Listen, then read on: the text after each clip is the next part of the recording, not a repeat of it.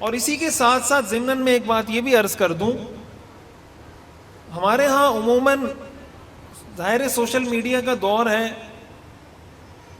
تو بعض لوگ تو جیسے میں نے آپ کو بتایا کہ نفلی حج کر رہے ہیں اور ان پہ دوسروں کے مالی حقوق ہیں، لیکن وہ حقوق ادا نہیں کرتے، نفلی حج کر رہے ہوتے ہیں۔ بعض دفعہ ایسا ہوتا ہے کہ کسی آدمی پر کوئی حق نہیں ہے، اس نے قرض پہ کوئی قرض بھی نہیں ہے، کوئی بہن کا حق بھی نہیں، کوئی ایسی چیز نہیں ہے، تو وہ نفلی حج پہ جاتا ہے۔ لوگ کہتے ہیں بھائی حج زندگی میں ایک ہی دفعہ ہوتا ہے، بار بار حج نہیں کرنا چاہیے۔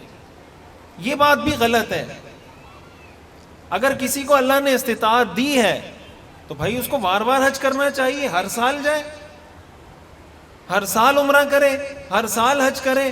اگر اللہ نے اس کو استطاعت دی ہے۔ لوگ کہتے ہیں یہاں لوگ بھوک سے مر رہے ہیں، یہاں یہ نفلی حج کر رہا ہے۔ اس طرح دو چیزوں کو جو ہم جوڑ دیتے ہیں نا، شریعت کے ایک حکم کو دوسرے حکم کے ساتھ،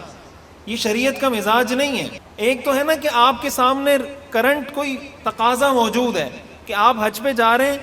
اور آپ کو پتا ہے کہ آپ کی بہن یا آپ کا بھائی یا آپ کا پڑوسی یا آپ کا کوئی رشتہ دار یا آپ کسی کو جانتے ہیں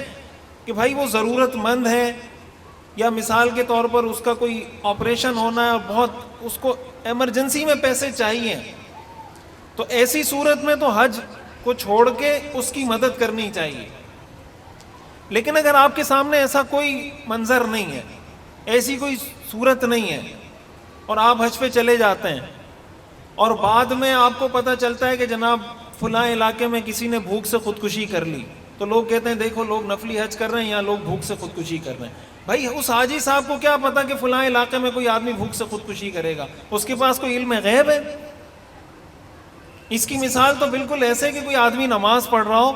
اور آپ اس کو کہیں کہ فلاں علاقے میں آدمی خودکشی کر رہا ہے اور آپ یہ نماز پڑھ رہے ہیں۔ تو بھائی اگر آپ کے سامنے کوئی خودکشی کر رہا ہو نا تو نماز توڑنا فرض ہے۔ کہ آپ کسی کو دیکھ رہے ہیں آدمی خودکشی کر رہا ہے تو شریعت کا حکم ہے نماز توڑ دیں، اس کی جان بچائیں۔ لیکن آپ کو نہیں پتا، آپ نماز پڑھ رہے ہیں اور وہ کسی دوسرے علاقے میں خودکشی کر رہا ہے، اور کوئی آپ کو کہے کہ جناب آپ کی نمازوں کا کیا فائدہ ہے، آپ نماز پہ نماز پڑھے جا رہے ہیں، وہاں لوگ خودکشی کر رہے ہیں، تو آپ کہیں گے بھائی مجھے تھوڑی پتا تھا، میں نے تھوڑی اسے کہا تھا کہ آپ خودکشی کریں۔ تو یہی معاملہ حج کا ہے، یہی معاملہ شریعت کے دوسرے احکام کا ہے کہ اگر ایک آدمی حج کر رہا ہے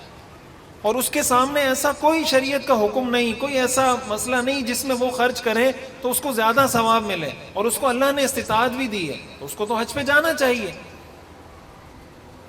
تو اس طرح شریعت کے کسی حکم کو اتنا ڈی گریڈ بھی نہیں کرنا چاہیے، اتنا اس کو کم تر بھی نہیں سمجھنا چاہیے۔ بیت اللہ کی حاضری، روضہ رسول صلی اللہ علیہ وسلم کی حاضری، یہ سعادت کی بات ہے، یہ برکت کی بات ہے، یہ خوشبختی کی علامت ہے، لیکن ان ساری حدود اور قیود کے ساتھ، ان ساری لیمیٹیشنز کے ساتھ۔